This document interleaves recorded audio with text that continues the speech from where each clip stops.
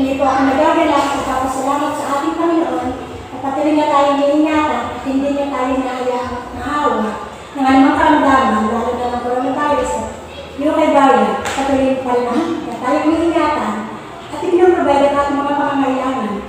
At kahit na may mga pagsubok, binibigyan niya tayo ng kalakasan spiritual at physical. Amen.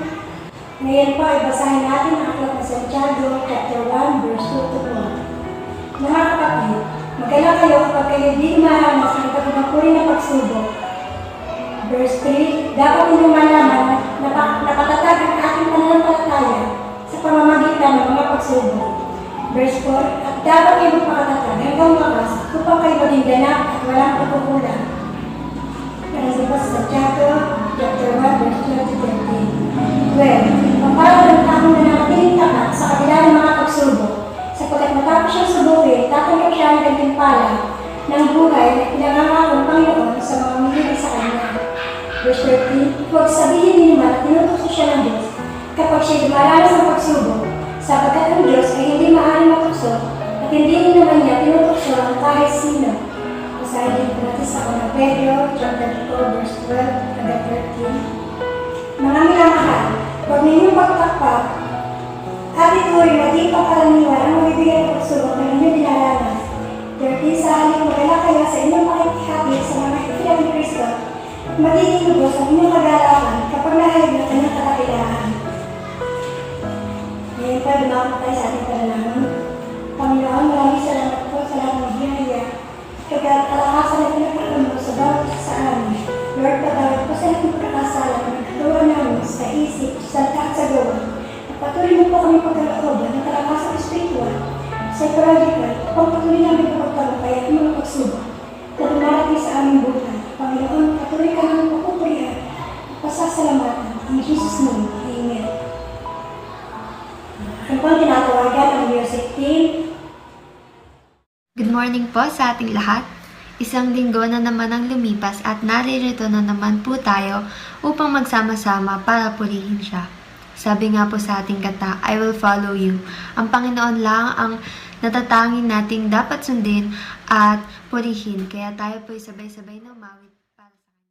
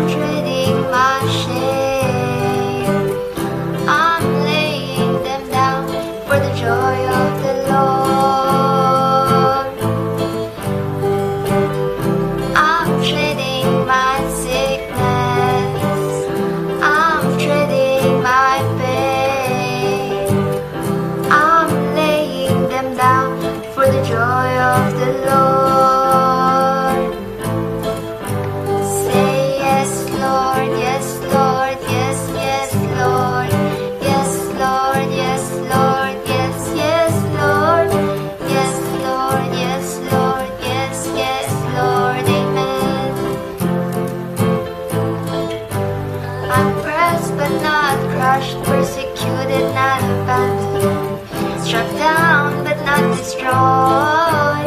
I'm blessed beyond His curse, for this promise will endure, and His joy is gonna be my strength. Though the storeroom may last for the night, His joy comes in the morning. I'm trading my sorrows, I'm trading my shame, I'm laying them down for the joy of the Lord. I'm trading my sickness,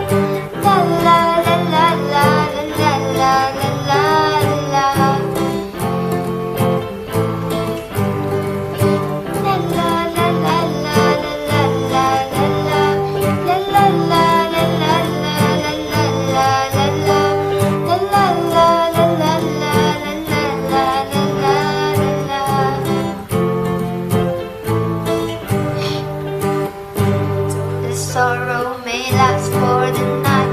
His joy comes in the morning. I'm treading my sorrows, I'm treading my shame, I'm laying them down for the joy of the Lord. I'm treading my sickness, I'm treading my pain.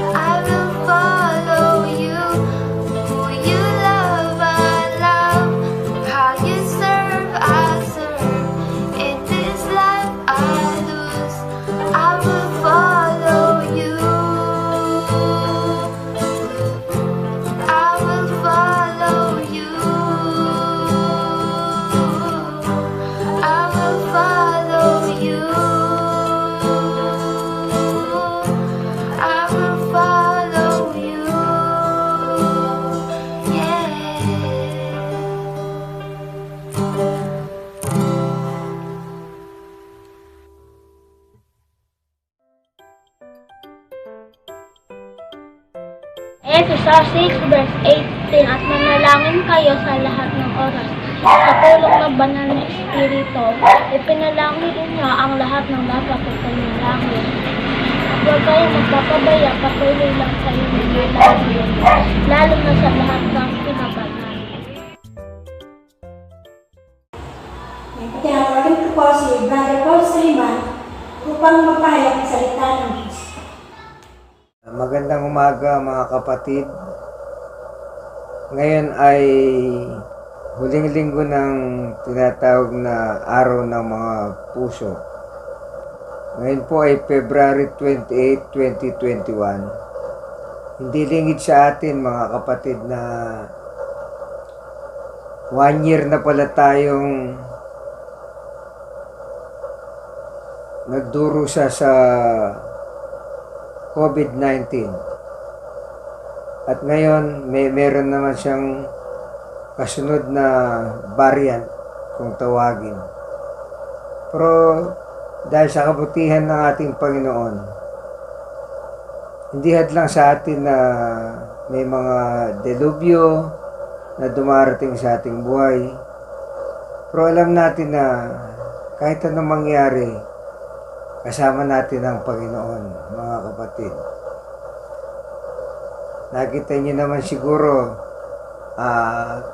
may mga lugar na nagla-lockdown, nandiyan yung kasama yung Caloocan dati, pero still, tayong mga anak ng Diyos, mga kapatid.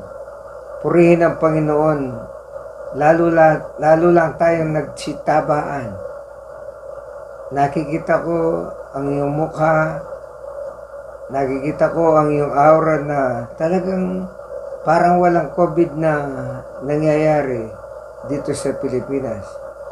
Kaya purihin ang Panginoon, hindi man lang tayo nagkikita personally dito sa ating Sunday service na ating dating ginagawa na tinatawag na face-to-face. Still, ang Panginoon ay kumikilos para lumaganap ang kanyang salita. Hindi lamang nakakonfine ang salita ng ating Panginoon dito sa ating kapilya, dito sa Christ Jesus Our Life Camarin, maging sa ibang bansa na kasalukuyan na nagpa-participate sila at nakikinig sila online. Kaya purihin ng Panginoon na ginamit ng ating Panginoon ang COVID-19 para yung mga taong busy sa kanilang hanap buhay, hindi lang dito sa Pilipinas, maging sa ibang bansa na kakilala natin, ay nababahaginan sila ng salita. Kaya purihin ng Panginoon na sa online service na patuloy natin ginagawa. Pero don't you worry mga kapatid, dahil pag nandyan na yung tinatawag ng vaccine, siguro medyo luluwag na at maaari na siguro na tayong magse-service ng face-to-face. Dahil sa ngayon, magtiis muna tayo mga kapatid dahil maliit ang ating kapilya na hindi tayo pwedeng magkasya dahil meron tayong tinatawag na sinusunod na protocol. So, kapatid, hindi hadlang na hindi tayo magpapangita ngayon. Subalit, ang salita ng Diyos ay mananatili sa ating lahat. Alam ko naman, sa chat, kung saan-saan, maganda na yung teknolohiya ngayon. Nagpapangita tayo sa pamamagitan ng screen, kahit nasaan man tayong lugar. Kaya purihin ang Panginoon sa lahat ng mga biyaya na pinagkakaloob, hindi lang sa atin, maging sa iba nating kapwa mananampalataya at sa mga tao na patuloy na nangangailangan. Kaya purihin ang Panginoon, nandun siya palagi sa ating tabi. Hindi na tayo iniwan, hindi tayo pinabayaan katulad ng sinabi niya sa kanyang salita. Kaya purihin ang Panginoon. Sa araw na ito ay yung pag-aaralan natin mga kapatid ay makikita natin kung meron man kayong mga Bible na nandiyo sa inyong screen. So magkibukas lang po siguro kayo sa akin sa unang Timoteo 4:8. Ulitin ko po, unang Timoteo 4 talatang 8. Ano pong sinasabi sa verse 8? May pakinabang sa pagpapalakas ng katawan. Ngunit ang pagsusumikap na maging makadiyos ay mapapakinabangan sa lahat ng paraan, sapagkat ito'y may pangako hindi lamang sa buhay na ito ngayon, kundi maging sa buhay na darating. Tayo po muna yung lahat ay manalangin. Humingi po tayo ng gabay para sa ating pag-aaralan sa oras na ito. Humingi tayo ng gabay sa ating Panginoon. Sabay-sabay po tayo manalangin mga kapatid. Amang banal na nasa langit, maraming salamat po Lord sa mga biyaya na pinagkakaloob mo. At alam namin na napakahirap kung titingnan namin, hindi kami makagalaw ng husto dahil sa COVID-19 na hindi pa nasosolve hanggang ngayon. Subalit sa iyong pangako, O Lord, na sinasabi mo, hindi mo kami pababayaan at hindi mo kami iiwan. Kaya po Lord, sa oras na ito, alam namin nasa kalagitnaan ka namin sa aming mga kapatid na sa kanilang bahay at aming mga kapatid na sa ibang bansa. Alam namin sila'y nakikinig sa oras na ito. Kaya po Lord, basbasan mo po ang mensahe mo ngayong araw na ito, na ikaw ang patuloy na manguna at ikaw ang patuloy na maging sentro ng aming pag-uusapan. Maraming salamat po Lord, at nawa ang aming mapag-aralan na ito Lord ay tumimo sa aming mga puso at isipan at mapalaganap ito sa aming mga kapatid na hindi nakakadalo sa ganitong gawain dahil sa kakulangan ng internet sa kanila, O Lord. Subalit, nandyan po ang aming mga kapatid upang maibahagi po nila sa kanilang mga kalapitbahay, kanilang mga pamilya, ang mensahe mo sa oras na ito, Lord. Maraming salamat po, Lord. Ang lahat na ito binabalik po namin sa iyo na may papurit pasasalamat sa tanging pangalan ni Jesus. Amen. Amen. Ngayon po mga kapatid ay patuloy po tayong magbulay sa ating pag-aaralan ngayong linggo na ito.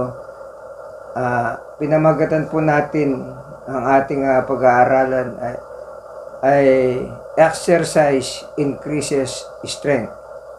Pag sinabi po mga kapatid na exercise, ano po sumasagi sa isipan nyo? Siguro po, pag sinabing exercise, ang nasisip lang po natin palagi kung paano tayo gumanda ang ating pangangatawang physical. Nandyan na yung nag-exercise tayo tuwing umaga. Pag minsan, nakakausap ko si Pastor Elmer, hindi lang po exercise. Sila'y naglalakad tuwing umaga upang ang kanilang mga muscle, upang ang kanilang pangangatawan ay lumakas. Lalo na ngayon ay alam natin na kailangan ng exercise ng tao para maging physically fit tayo. In short, ang ating pong katawang physical ay nangangailangan ng tinatawag na physical therapist.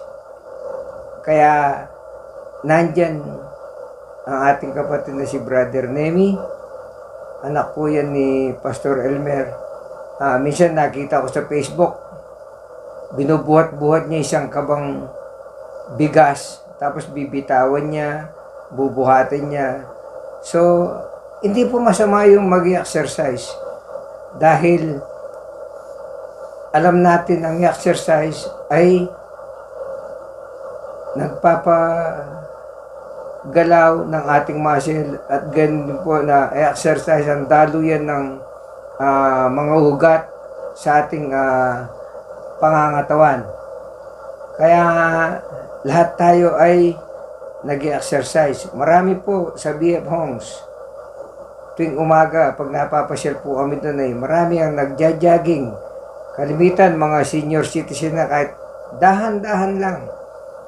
Gumagalaw sila dahil gusto nilang mapanatilihan ang kanilang katawan ay malakas at malusog kahit sila ay matanda na. Hindi lang po yun. Sa isang paligsahan, kapatid, kung titingnan nyo, wala pa yatang nanalo o nag-champion sa anumang paligsahan kung hindi siya dumaan sa exercise. Katulad po ng ating boksingero ngayon ay senador na si Manny Pacquiao.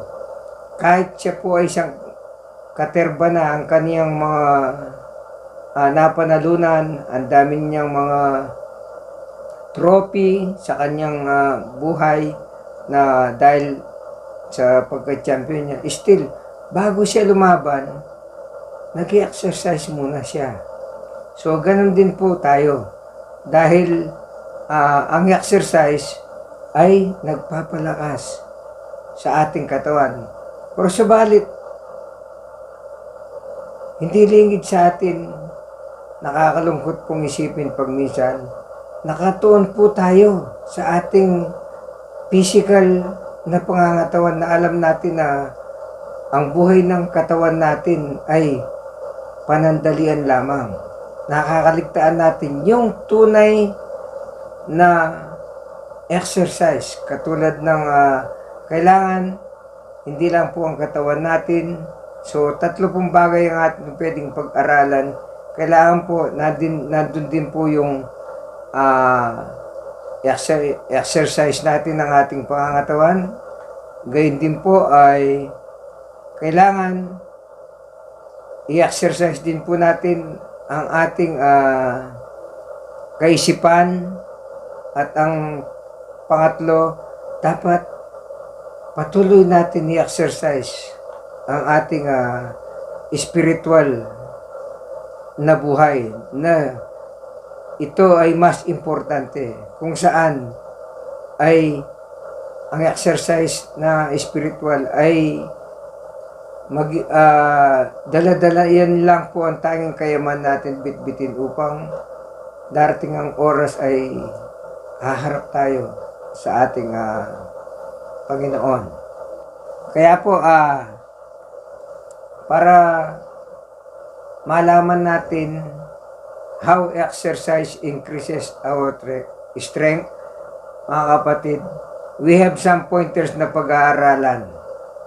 Number 1, exercise increases strength physically.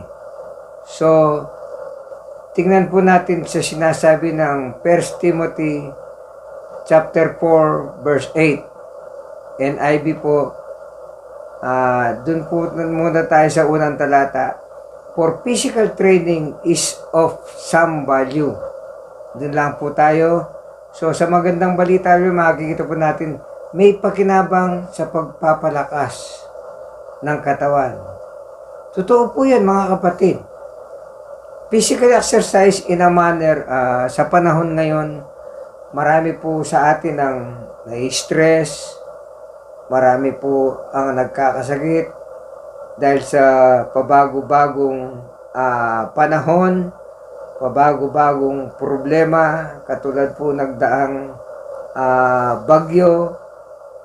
Ang Siargao po ay nasalantala naman. Hindi pa nga po natatapos ang problema sa COVID-19. Dumating yung variant at ngayon po dumating na naman yung bagyo. So, para mapanagumpayan po ang lahat ng mga ito, kailangan yung mga stress na yan yung mga sakit ng loob na yan na nangyayari kasalukuyan, dapat our physical body, mga kapatid, ay patuloy na magkakaroon ng energy. Makakatulong pong malaki ang physical exercise dahil hindi po ligid sa inyo, habang ang tao ay patanda ng patanda, makikita niyo sa mga commercial, dahil nagkukulang na tayo ng yung immune system natin ay pababa ng pababa, mga kapatid. Dahil, kumbaga sa computer, kung 52 gig ba tayo ang ating karga, so siguro ang nagamit natin nasa 45 na. So, kukunti na lagi natitira. So, kaya yung mga commercial, nakikita natin, may vitamin A, may vitamin C. So, yun po ay pandagdag lamang para mapanatili natin na ang ating katawan ay palaging malusog. Just to relax our tense muscles. Kailangan po ay panatilihin natin na yung pang-araw-araw natin na exercise. Kahit mga ilang minuto lang, 30 minutes, mga ganon. At least gumagalaw ang ating pangangatawan. Just to maintain our healthy blood flow, mga kapatid. Gayun din po, hindi lang po yun, constant exercise prevent our heart and lungs problem. Kaya po, patuloy po tayo mag-exercise para mapalakas ang ating pangangatawan. Mga kapatid, meron lang po akong pwedeng i-share sa inyo. Meron po akong ginawang bahay dito sa Dolmar. Siya po ay na ICU dahil siya ay na-stroke. Ayon sa kwento nila, almost 1 month nandiyon siya sa ICU. Retired po siya na military. Pero anong sabi niya? Nung everyday na nakakausap ko, ang sinabi niya, makakatulong ang mga gamot na binibigay para sa mga high blood, hypertension, pero hindi sapat yun. Kailangan mo ang exercise. Ako nga, sabi niya, ilang beses na ako natomba sa bike, pero still tumatayo ako. Ito, nandito na ako, malakas na. Kung puro gamot lang inasikaso ko, baka hindi pa ako nagsasalita sa oras na yan, hindi pa ako nakakapag-drive. So, purihin ang Panginoon. So, mga kapatid, kailangan natin ng exercise para patuloy natin palakasin ang ating pangangatawan. At present, mga kapatid, there are millions of people. Marami po, million ng mga tao na aware sila sa kahalagahan ng ehersisyo. Kaya po ang mga doktor ay patuloy na nire-recommend araw-araw na kailangan maglakad-lakad ka, especially in the morning, magbike ka kung marunong ka, o kahit anong klaseng pag-workout. Yun bang para gumalaw ang iyong mga spare parts ng ating mga katawan. So alam natin na sinasabi ng salita ng Diyos na ang ating katawan, mga kapatid, ay templo ng banal na Espiritu. So anong gagawin na? Kailangan alagaan natin ito. So, dahil ang katawan natin ay ang templo ng banal na Espiritu. So, ulit ko, kailangan po asikasuhin natin ito at alagaan. At pong sinasabi tingnan po natin ang sinasabi sa unang Corinto chapter 3, verse 16 hanggang 17. Ano po sinasabi sa verse 16 mga kapatid? Hindi ba ninyo alam na kayo'y templo ng Diyos at naninirahan sa inyo ang kanyang espiritu? 17. Pansinin niyo po ito ha. Paparusahan ng Diyos ang sino magwasak ng templo niya, sapagkat banal ang templo ng Diyos at kayo ang templong yan. Di ba maliwanag po? Tayo po ang templo ng ating Panginoon. Kung wala po tayong gagawin sa ating katawan, kundi wasagin katulad ng pag-inom ng alak na sobra, yung maraming bagay, hindi lang yung pong pag-inom, hindi lang po yung paglalasing, marami pong pwedeng gawin yung tao upang wasagin ang kanyang katawan. Dahil alam natin naman na ang gusto ng katawan ng tao ay layaw ng laman. So, dapat tandaan po natin na paparusahan ng Diyos ang sino mang magwasak ng templo niya, sapagkat banal ang templo ng Diyos at kayo ang templo niyan. So, we must exercise physically just to increase our physical body strength. So, makikita po natin yung number 1. So, sa number 2, sabi nga po doon na exercise increases our strength mentally. Naalala ko po yung salitang mentally na yan eh. Pag sinabi mo mentally, pinag-uusapan yun yung pag-iisip. Kaya nung nasa probinsya po kami, may narinig ka pag mayroong tao na wala sa katinoan, galing sa mental yan. Sabi niya, o yung iba, ang sabi na, gusto mo dali kita sa Mandaluyong? O galing sa Mandaluyong tayo dahil po ang mental. Pag sinabing Mandaluyong at that time, nung maliliit pa kami, alam namin ay hospital ng mga tinatawag na nawawala sa sarili. O siguro, nandiyan yung sabi na, nasisiraan ang bait. So, yun po yun. So, we must exercise our strength mentally. At kung tingnan po natin ang sinasabi sa 2 Timothy chapter 2 verse 15. Ano po sinasabi sa Magandang Balita Biblia? Sa verse 15, sikapin mong maging kalugod-lugod sa paningin ng Diyos. Isang manggagawang walang dapat ikahiya at tapat na nagtuturo ng katotohanan. Hindi po yung tipong kailangan lahat bilang anak ng Diyos, mga kapatid. Kung may mga kapatid tayo na naghihingi ng advice o kung ano man, o stressful siya o nalilito na siya kung anong gagawin niya dahil nawalan siya ng trabaho, dumededi pa yung anak, walang pambili ng gatas, tapos nawalan ng trabaho ang tatay. Marami pong mga delivery na pwedeng dumating. So, stressful yun. So, dapat sabihin natin po sa kanila, huwag po tayong magatubili na sabihin natin, ituro natin kung ano yung dapat niyang gawin ayon sa salita ng Diyos. Alam natin na ang ating Panginoon, lalo na sa panahon ngayon, ay siya lamang nating totoong pwedeng lapitan. Dahil ang kaaway ng Diyos sa oras na ito ay lalo ka lang niyang idadapa.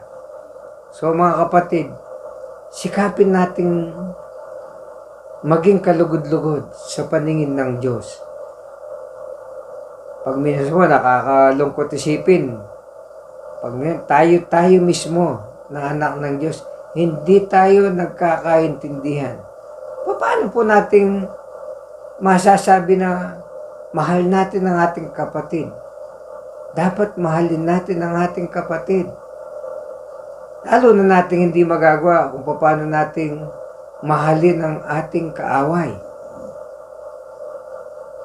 Yung kapatid nga natin, hindi natin maproteksyonan sa kanyang pangangailangan o sa kanyang nararamdaman. What more yung kaaway pa. So dapat ituro natin o sabihin natin, ipanalangin natin. So i-advise natin ayon sa will ng ating Panginoon. So makikita natin ang ating Panginoon ay siyang tutugon. Tayo po ay mga instrumento lamang. Pero ang nagpapagaling talaga ang ating Panginoon. Siguro po mapapansin natin sa kasalukuyang estado ng mundo ngayon. Mostly ang ating mga leaders, katulad po ng ating presidente, mga kabinete, ayan po, lalo na sa nangyayari ngayon, nakakonsentrate po sila sa pangangailangan ng education sa iba't ibang paraan. Katulad ng mga dalubhasa sa medisina, mga kapatid. Patuloy silang nagdo-double time kung paano makalikha ng bakuna para masugpo ang COVID-19 pandemic. At ngayon may variant pa naman. So, hindi natin malaman. Pag narinig mo po ang secretary ng ating education, katulad ng DepEd, katulad po ng mga sa college, dinadagdagan nila. Katulad dati, nung kami nag-aaral pag natapos po kami ng high school, diretso na. Alam niyo po yun, kailan lang. Pasalamat katulad po ng aking anak na si Nikki, siya yung pinakalas para hindi siya tumungtong ng tinatawag na senior high school. Pero hindi yun Ngayon naman, sa hindi nating inaasahan, nakaligtas siya sa senior high school. Ngayon, hindi naman siya nakaligtas sa board exam dahil sa pandemic, dahil paulit-ulit na napopospon. Pero hindi hadlang yan para hindi magpatuloy at hindi tayo magpatuloy sa ganitong senaryo ng ating. Dapat lalo po tayong nagdo-double time sa oras na ito dahil alam natin na nandyan palagi ang ating Panginoon at may purpose ang Panginoon kung bakit nangyayari ang lahat ng mga ito. Kaya wala namang tayong nakikitang masama sa lahat ng mga prevention natin at mapapanatili nating ligtas ang ating physical na pangangatawan. Pero mga kapatid, tandaan niyo ito, dapat balanse. Kailangan po dapat po tinatawag balanse ang ating pamumuhay. Kung halimbawa, if we are physically fit, mga kapatid, same is true, we must increase ang ating mental power. Pero, paano? Yan po ang question doon. Kailangan po, para ma-increase po natin ang ating tinatawag na mental power, kailangan matuto po tayong makinig. Kaya po binigyan tayo ng 2 tenga Importante po yan. Kung sasablay man yung isa, meron pang isang tenga nakikinig. Katulad po yung lingkod, lobat na yung kabila. So meron pa naman tinirang Panginoon para makinig yung kanan sa akin. Kaya nga po rin po, hindi po hadlag yun. Kaya 2 nga yung binigay. Kung nagkataon isa lang, sorry ka na lang, Brother Pons. Di ba? Pero still, tuloy lang ang buhay. Pangalawa, hindi lang tayo dapat matutong makinig o how to exercise our hearing. Kailangan matuto po tayong magbasa.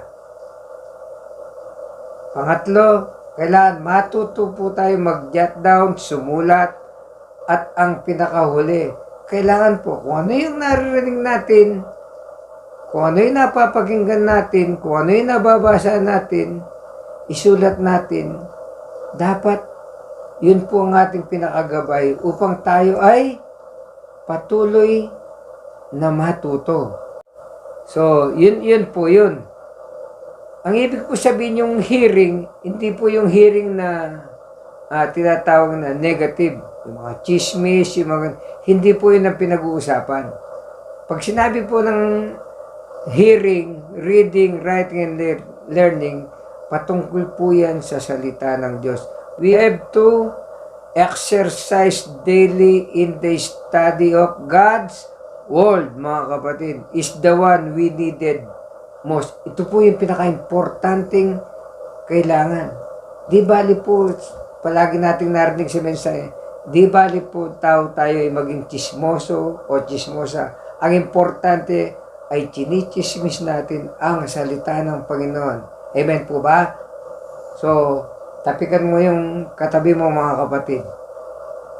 Sabihin mo, di baling chismosa ka o chismoso. Ang importante ay chinichismis mo ang salita ng Diyos. Amen. So, yun po yun. So, yan po ang dapat nating magiging habit, yung pagbabasa ng salita ng Diyos, at hindi lang po natin ipamuhay, kundi kailangan maibahagi po natin sa ating mga kapatid para magkaroon din sila ng mga ganitong exercise. Kaya, ay sigurado ko lang, tuwang-tuwa ang ating Panginoon. Anyway, ginagamit lang naman tayo ng Panginoon, pero ang Panginoon ay siya rin ang husga, ika nga, o siya rin ang hihipo sa ating mga ina-advise, sinasabihan kung susunod sila o hindi. So, kailangan patuloy lang po natin i-exercise ang ating ang pag-aaral sa salita ng Diyos, mga kapatid. Lalong-lalo na po ngayon na ang panahon ay pasama ng pasama. Alam natin na nandun na sa introduction ang tinatawag na end times. So, kailangan habang malakas tayo, magpaghabit po tayo sa ating Panginoon, mga kapatid.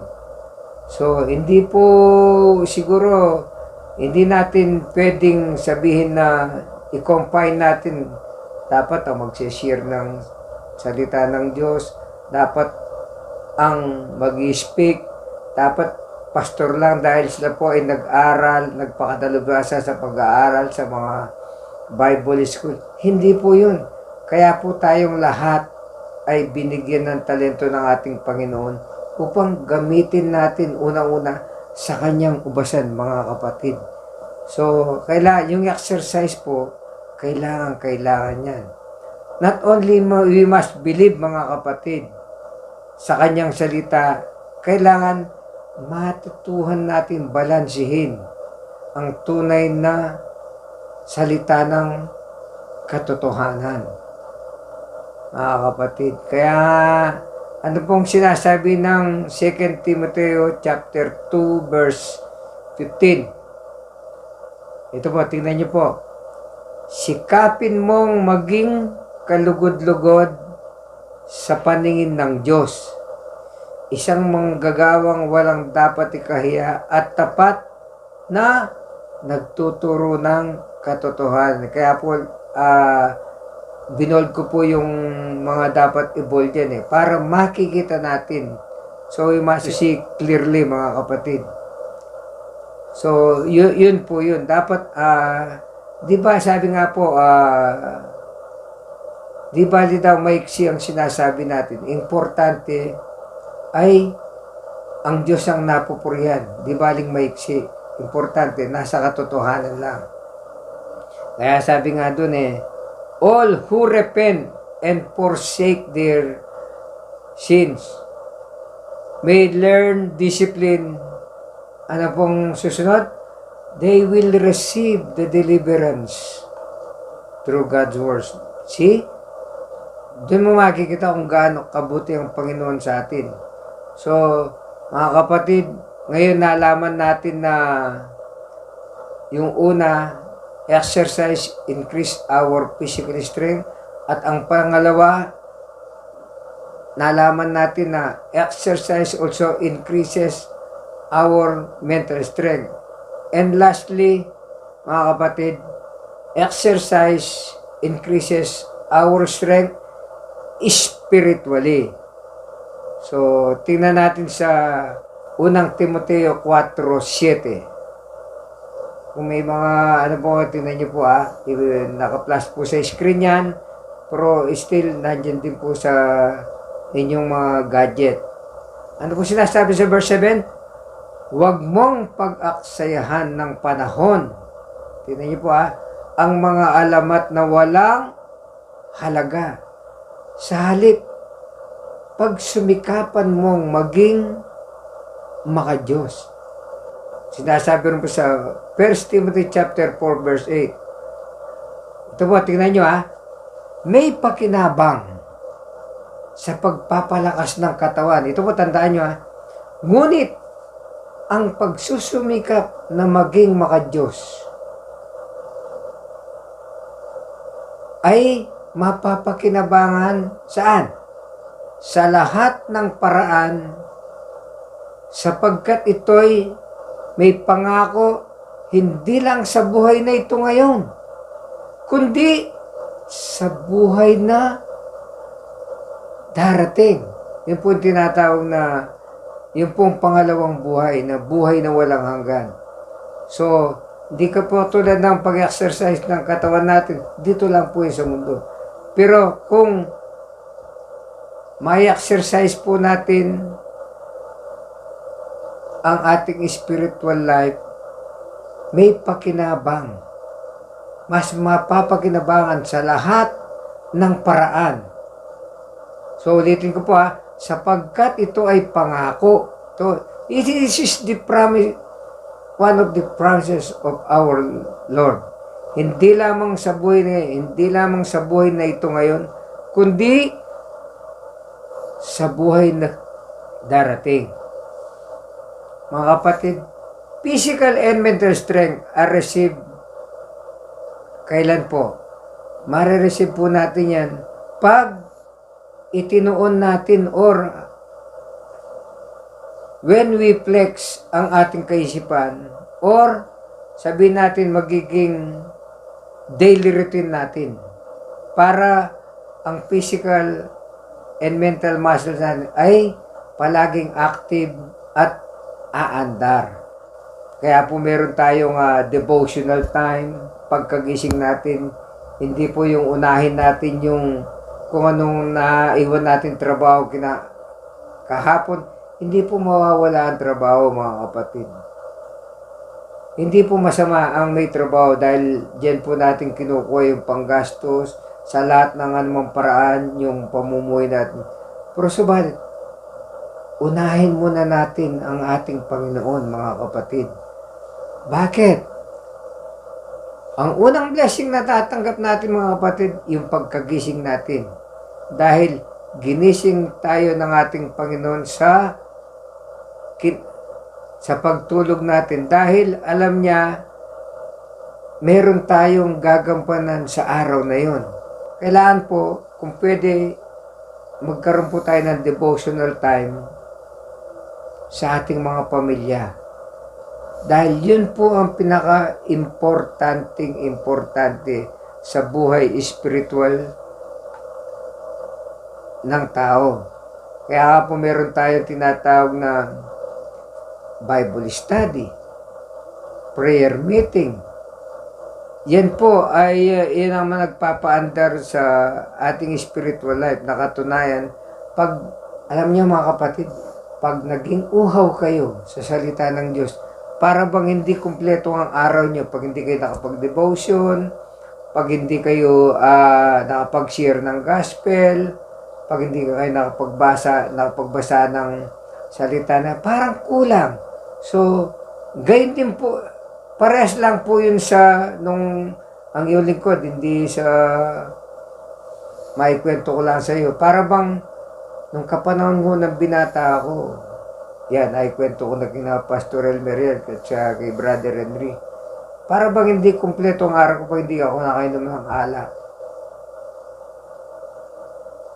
Kaya nga, alcoholic, hindi workaholic, alcoholic. Kailangan pagdating ng hapon, kailangan masasayaran ng alak ang aking alangala, kundi matutuyuin yan. So dapat, same is true na ngayong sa spiritual life na dapat maging uhaw tayo sa salita ng Diyos. Kasi po, unang-una, kung wala po tayong bit-bit at wala po tayong pondo na salita ng Diyos sa ating sa spiritual life, wala po tayong maisishare. The more na tayo pang hahatakin ng mundo, lalo na po sa panahon na ngayong millennial na, makikita nyo yung mga kabataan, nakakalungkot pong isipin, kahit magulang nila, sasagutin nila, ma-please lang ang kanilang gusto. Yan po ang, pero hindi naman po lahat. Pero dapat, ang pinakasusi po doon, dapat puspos tayo ng panalangin at salita ng Diyos. Yun po yun. Kaya nga, sabi nga po, spiritual strength is gained by flexing our spiritual muscles. Yun po yung patuloy na pag-aaral ng salita ng Diyos. Yun po yun. Yung mga salita na pinangako ng ating Panginoon sa atin, yun po ay ang walang humpay na panalangin. So yun po hindi tayo makakilos kung wala ang salita ng Diyos sa ating buhay. Yung tinatawag sa English na prayer without ceasing. So para ma-claim natin ang promises ng ating Panginoon, sana magpatuloy po tayo mga kapatid, lalong-lalo na ngayon na kailangan natin ang gabay ng ating Panginoon. So kailangan mag-stick po tayo sa kanyang mga pangako. Nakita niyo naman siguro na buhay na patotoo tayo, na kahit naman dumating yung COVID, almost 1 year na ngayong itong February, pero malakas pa tayo, di ba? Ginabayan tayo ng Panginoon dahil puspos tayo ng salita ng Diyos. Yun po yun. So, titingnan po natin ang sinasabi sa mga taga-Galatia chapter 5 verse 22 hanggang 23. Ito po, pwede po nating panghawakan din itong salita nito. Subalit, ang bunga ng Espiritu ay pag-ibig. Kailangan po, hindi lang po pagdating ng February, months of February, dahil yan ang Heart's Day, Valentine's Day. So, kailangan po ang pag-ibig, araw-araw po yan. Dapat nasa katawan natin yan. Dahil yan ang bunga ng Espiritu. Pagkatapos ng pag-ibig, ano pa po?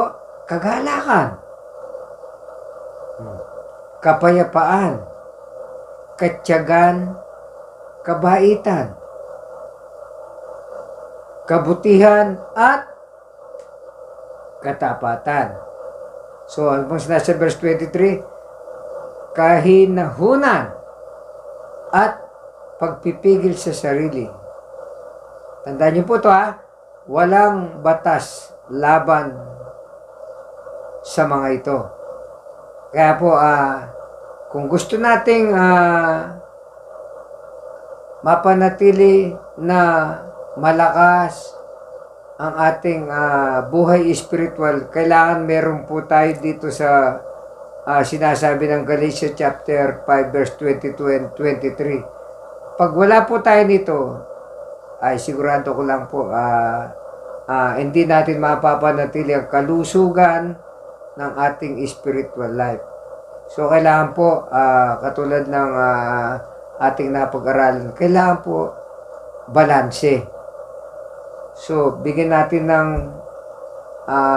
kalakasan sa pamamagitan ng exercise ang ating physical na pangangatawan. Gayon din po, bigyan natin ng kapayapaan at kalakasan ang ating pag-iisip at ang panghuli, kailangan panatilihin nating malusog at malakas ang ating spiritual life.